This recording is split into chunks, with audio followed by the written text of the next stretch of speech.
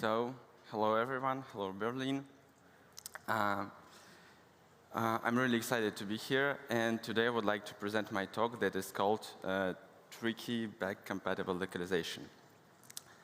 In this talk I would like to tell you about the new feature from Android 12 that is called Product Language Preference. It was introduced in Android 13 and it was backported to Android 12 with the AppCompat library. In this talk, I would like to tell you how it was backported to Android 12 and what is wrong, how it was backported, and what is the difference between the native implementation and what AppCompat library brings to the Android 12.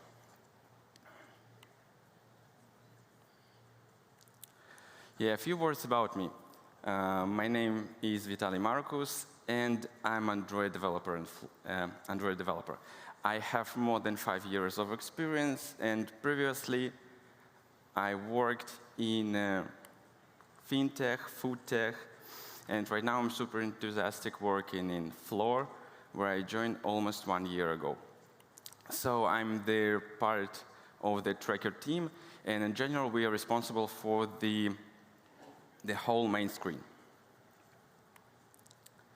Yeah, a few words about Flow application. Firstly, we began as the parent and evaluation tracker application, but over the time we started integrating new features that helps users every day, every month. So we have more than 280 million installs. The application is translated into 20 different languages, and we have about 50 million monthly basis users. So based on the app statistic, I prepared a small quiz. So what do you think? What is the first country in terms of users? USA. Got it. You're absolutely right. The first place is the USA. What about the second place? Do you have any ideas? UK. India. Sorry, what? India. No. No. Brazil. Got it. Yes, correct. Yeah, this is Brazil. It's also not a super complicated. Brazil is quite highly populated country with more than 200 million of population. Yeah, but we're talking about languages, so let's go to the languages. I guess it's super obvious that the most popular language in the application is English. Yeah, of course. And on the second place? Yeah, it's Spanish. It's Spanish. A lot of people could think that this is Portuguese due to the Brazil, but it's actually Spanish because we have a lot of people, Spanish-speaking people from the Spain, Latin American country, and the USA. And what do you think were the country with the most people of the total population? I bet you have no idea what is it. Do you have any guess? No, it's Jamaica. Almost 7% of total population use the Flow application at least every month, and I think it's really incredible. So let's go into the talk. So why the localization? First, I'm living in Barcelona, Catalonia. It's a bilingual region with the two official languages, Spanish and Catalan. Secondly, I love the history of languages and how they've changed during the past. Thirdly, I'm learning Spanish. Living in Spain without Spanish, it's quite complicated and challenging. And the product manager came to me and said, just do it. So, our agenda. Today, we try to understand what the per app language preference feature does, how to integrate it, how the feature works under the hood, some fails on my way, how to avoid it, and some beauty hacks. So, okay, let's go. The per app language preference was introduced in Android 13, and as I mentioned, it was backported to Android 12 with the AppCompat library 1.6. The feature allows you to change languages from the Android settings or directly in your app if you implement the special screen. So let's briefly remember how Android resolves languages. It has two strategies, before Android 7 and after Android 7. Yeah, by the way, all the information is provided by official documentation. So before Android 7, the strategy was quite simple. In this case, for example, we tried to fetch resources for Swiss French. Firstly, we tried to retrieve resources especially for Swiss French, then for a general or a standard French, and after that, if we fail in both this way, we fall back to the default resources, and in our case, it's English. After Android 7, the Android got more complex logic. Firstly, it got language preference, so you can specify the list of languages. And the second one, there was a small update into the logic of the retrieval languages. After Android 7, Android tries to fetch any resources with a selected language. For example, in this case, user has two settings, Swiss French and Swiss Italian. And our application doesn't have any French resources. So after failing fetching French resources, it tries to fetch Italian's one. It also doesn't find any Swiss Italian, so then it tries to fetch Italian one. It also fails. And before Android 7, we fall back to the default languages. But after, we try to fetch any Italian resources. And it's done. We found Italian from Italy. Also, some languages in the Android has more priority than others. For example, if we look on the first row, this is an example related to the Canadian French. So for Canadian French, firstly, we try to fetch Canadian French.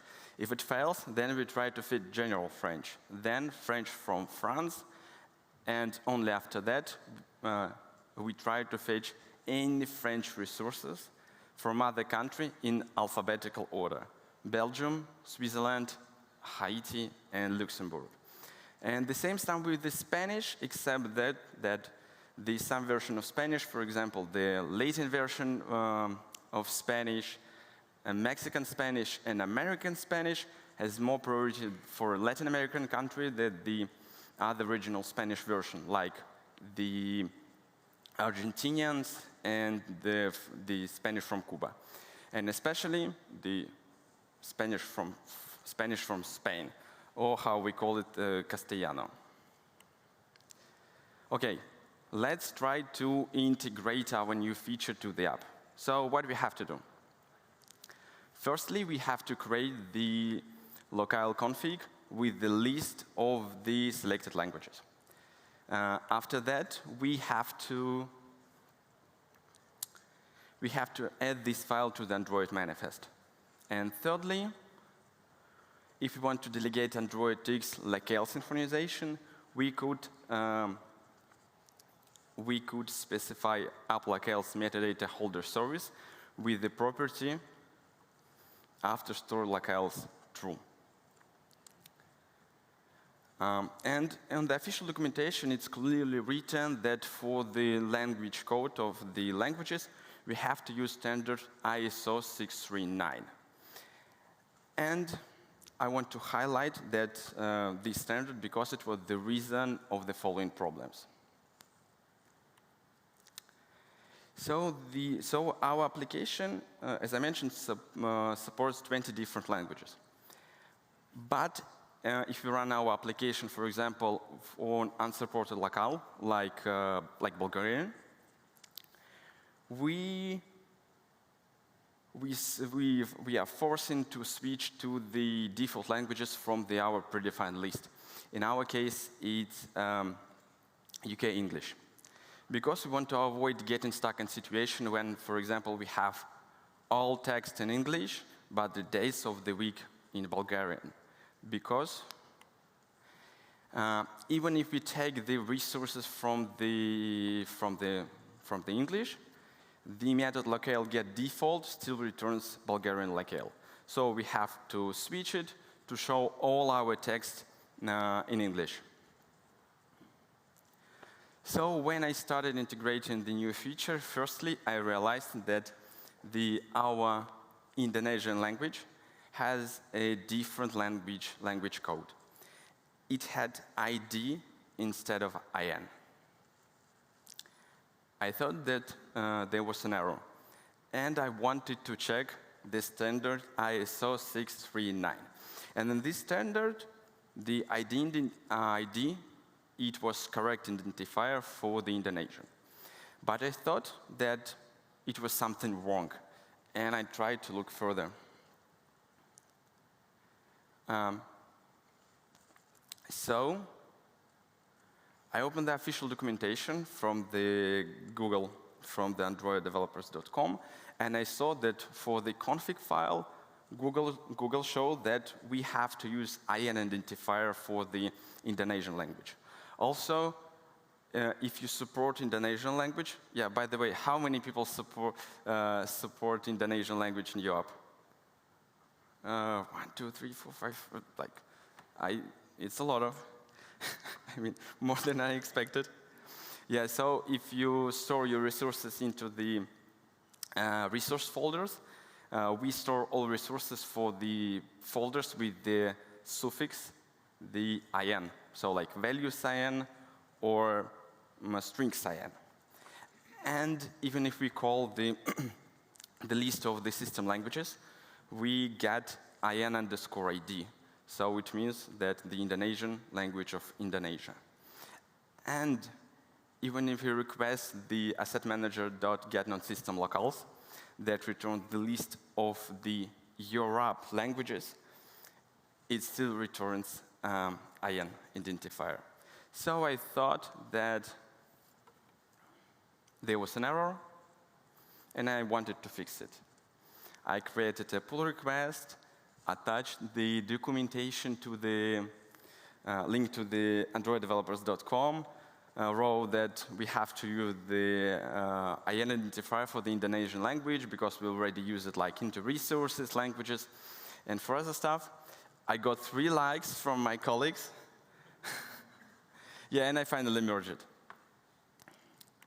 And in 3 weeks, I got a message in Slack that, hey, we have a lot of validation errors on the backend, and they was growing day by day. So looking at this error, it's clearly understandable what's wrong with the backend. So in our case, backend expected the ID identifier because it was written in the standard ISO 639. The fix was quite simple.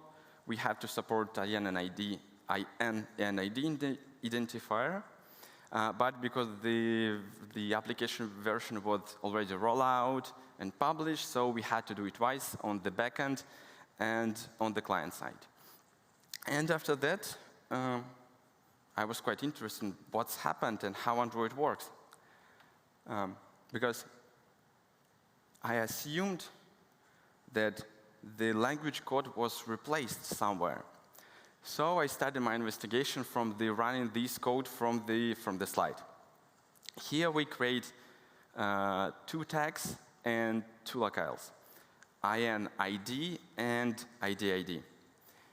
And for all 4 cases, you can see like on the right side that it returns IN. And after that, I was absolutely sure that it was replaced, and we just need to find it. So I opened the official documentation again, androiddevelopers.com,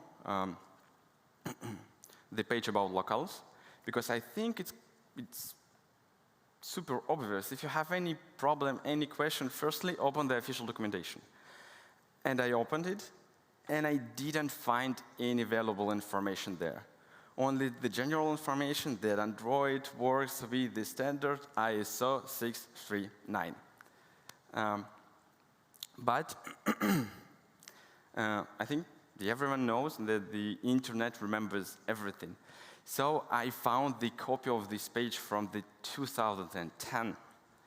And I found there that Java uses several deprecated two-letter code for the Hebrew, Yiddish, and of course my favorite, Indonesian. So I was super confused why so important information not written on the actual page. And spoiler, it was. But it was hidden somewhere in the middle, so that's why I couldn't find it. So let's try to find it out, where the replacement is happening. So firstly, I opened the source code from the local class, and I found that there is a method convert all ISO codes. If you open the source code of this method, it's quite obvious. We just replace new language codes to the old ones. And by the way, this code is located everywhere, to every class that is related to the locals, like local, base local, local list compat. So like, for example, we can go to the base local class, and it also had the same code, where we replace codes for the Hebrew, Yiddish, and of course for my favorite Indonesian. Okay. So, and after that, yeah, I got the pain of the Indonesian users gave me some valuable knowledges. Of course, let's go to the integration our feature again. Yeah, so we have to implement this local config file with a list of languages. And when you go to the Android settings, you can select only from the predefined list of languages in this XML file. But if you want to disable this functionality to the switch in language from the Android preference, you can just remove this file. And you can control where in application user can switch the language. Yeah, but on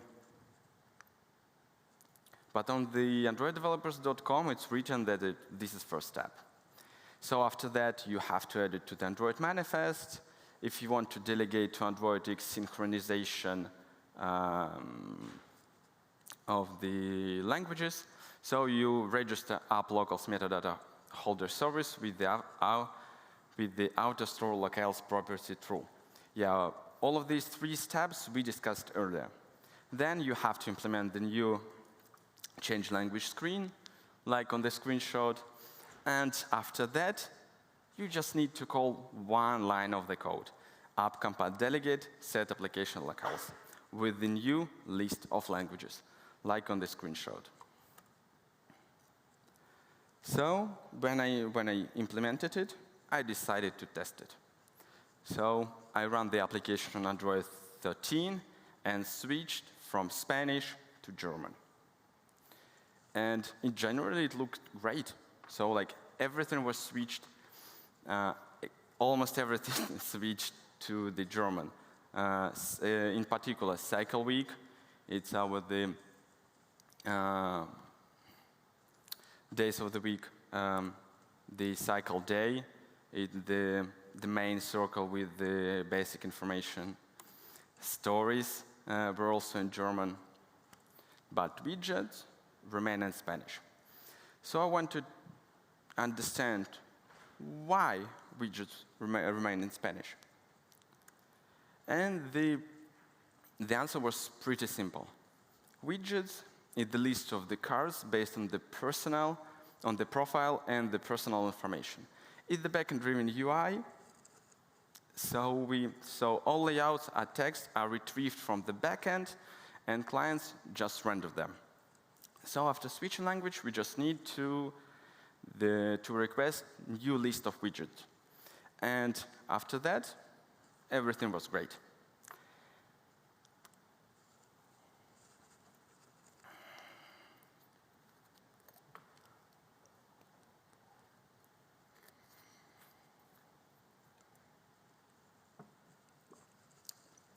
So we checked how it worked on Android 13. So let's try to do the same with the low Android devices. For example, Android 11. I ran the application on Android 11, and generally it looked great, except the white circle. In this case, we switch from the Spanish to English. And on Android 13, everything is perfect, but on Android 11, the white circle still contains text in Spanish. So we have to figure out why there is no magic on Android 11. What is the difference between Android 11 and Android 13 that support this feature natively? And what is the difference between the white circle and, for example, another part of our main application, main screen? Yeah, when I started my investigation, I found that for the white circle, we get string from the application context. So let's try to understand why it's so crucial and for our new feature. So I assume that the app-compat library rewrites resources somewhere. And I invite you to come with me on this way. So if we get this stack trace from the method getResources from the app-compat library, it delegates to the context team wrapper from the app-compat library 1.6. And then it delegates to the method getResource internal. The method, it's OK. The method is not huge, and it's not super complicated. In the first branch, we check if the new configuration is null, or the version SDK is more than 20, the more equals 26, and configuration is empty. We just get the activity resources, like from the super method, and we don't change the existing resources. For Android 13, that support this feature natively, we every time go to the first branch. So in this case, we don't change anything. For the older versions, if we want to change the language, we go to the second branch. In this case, we create new configuration context, new context, based on the new configuration with the new list of languages, and get from this new context new resources. So let's go deeper in these two methods to try to understand how it works. Yeah, if you open source code, they create configuration context from the app-compat library, or even Android sources. To be honest, I don't remember. So we see that it's not a big deal. Yeah, this is Android source code. We just create a new context and set new resources with the new configuration, with the new list of languages. At the bottom of the page, you see the text representation of the Android configuration. And in this case, it's almost empty, except this list of the languages. As you can see on the first play, this is French language. But actually, the primary language of the device is English. So we selected French language, especially for the device.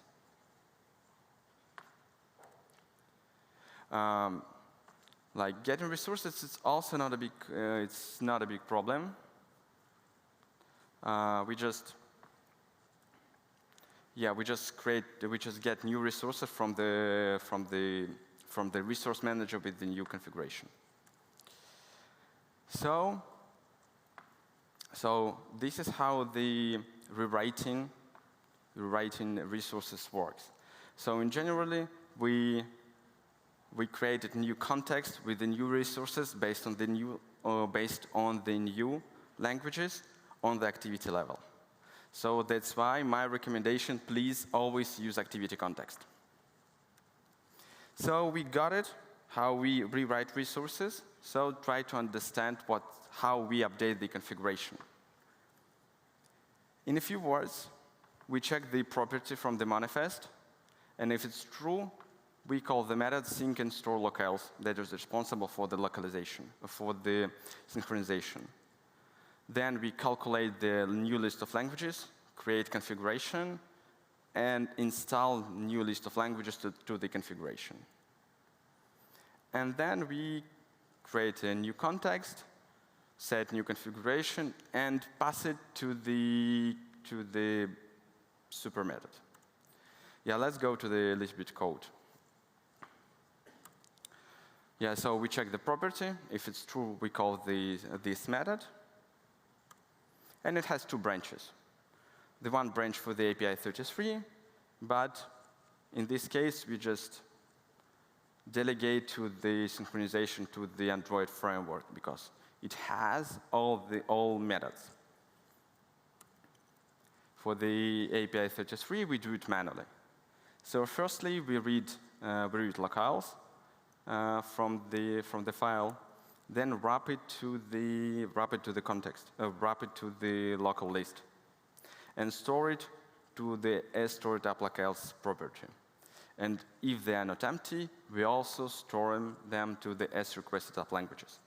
I want to highlight that this is static properties, and because they start from the S prefix. Yeah, this is the text representation of the file. This is the name of the file, and this is just regular XML with the name of the selected language. Yeah, so after synchronization, we try to calculate the new list of languages, where we combine the requested languages that we stored before and system languages. For the devices with the API less than 24, we just get the first one, the first languages of the list, because they don't support multiple languages. So after that, we create new configuration, just new configuration, and install a new list of languages. And as I mentioned, we creating context in wrapper and install new config to this new context in wrapper and pass it to the super method. So this is how we create this new configuration with the new list of languages. Let's talk a few words about optimization. So as I mentioned, some property they are static and has as prefix. So it means that we set the value only one time on the first activity, and then we just read it. So we don't need to calculate the new languages every time and something like this. So, and the last that I think this is the important part of the feature, what's happening when we apply a new list of languages in our application. So as I mentioned, we have to call only one line of the code. And it also has two branches, for API 33 and for API 32. For the API 33, we just delegate to the platform, and for API 32, we do it manually again. So we call the apply app locales to reach activity delegate. Inside there, we calculate the new list of languages, update configuration, and we recreate the activity. Let's go to the code. So as I mentioned, for the API 33, we just delegate to the platform. And for the API 33, we do it manually. We store new list of languages to set to the property and call the method. Inside the method, we have a static set of the weak reference to all active activity delegate. And then we call apply applicals to each element in this active set. Inside the method, inside the method we calculated the new list of languages. We discussed it earlier. Get requested, get system, and combine. And after that, we again create new app configuration with a new list of languages. But the most interesting part inside the method. Here we have the line, the activity app compat recreate. So we recreate activity that is connected to each activity delegate. And of course, we have some callbacks if you want to handle something custom, if you have some custom behavior. Again, let's try to understand how we recreate the all active activity in our app.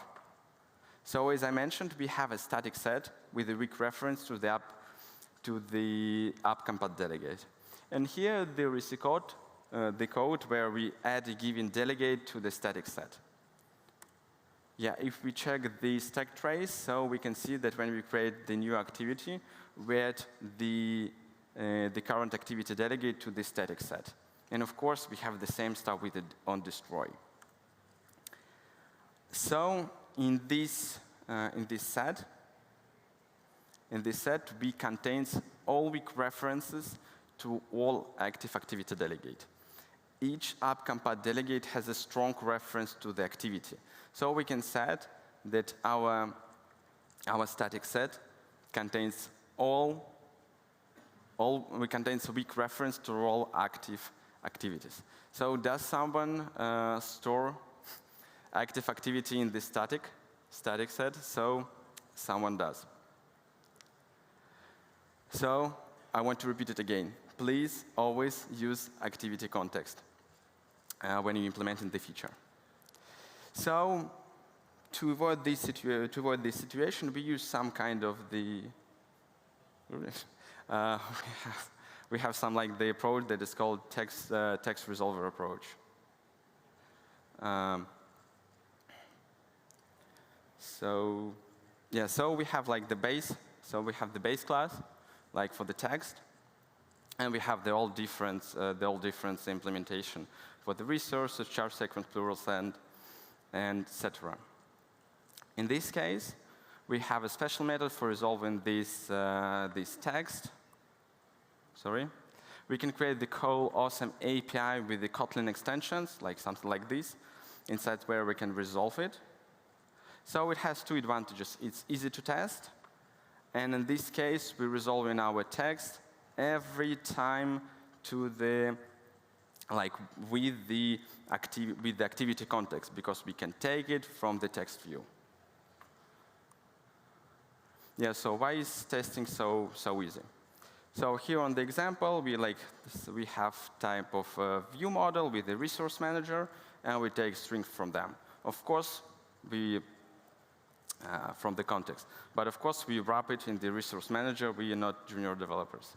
So if you want to test it, we have to mock everything, all this matter with the actual parameters, and in test, we just compare it.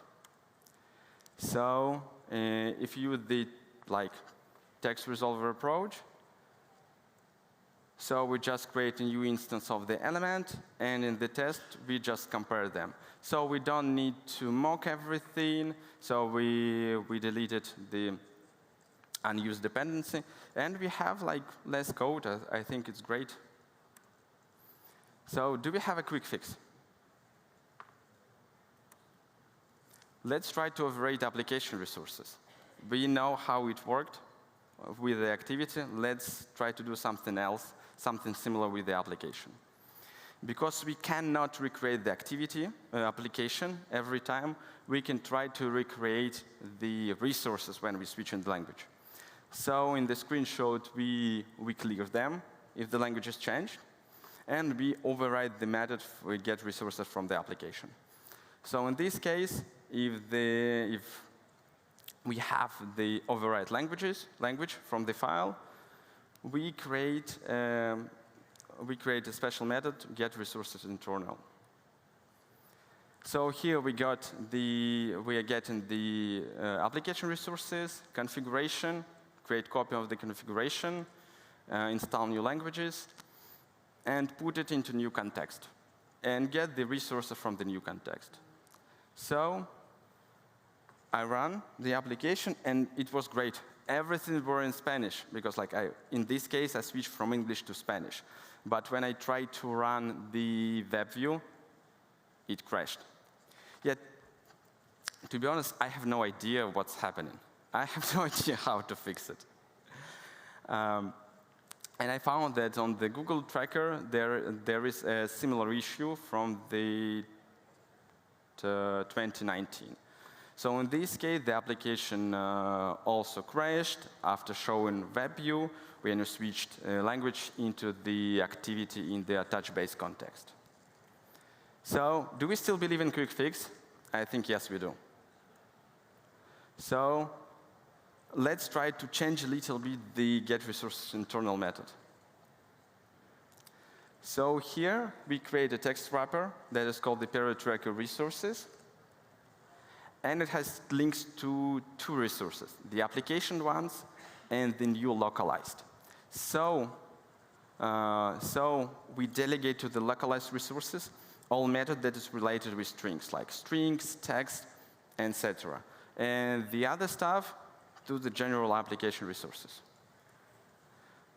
We ran it, and everything worked. Everything were in Spanish, and the view worked great. So what we achieved, we integrated our new feature, Derived Language Preference, to the application. We understood how it works under the hood. We learned some advices. And we created a lovely hack. So here on this place, I'm finishing my talk. Of course, there is some questions like what we have to do if we have some feature toggles related to language or country. Should we, I don't know, the update value of toggles for these users who change languages or not? But it's not related to this topic. So thank you. And this is the source code. And here, yeah, I believe that I promise that I put the slide there onto this source on QR code to my GitHub. Thank you.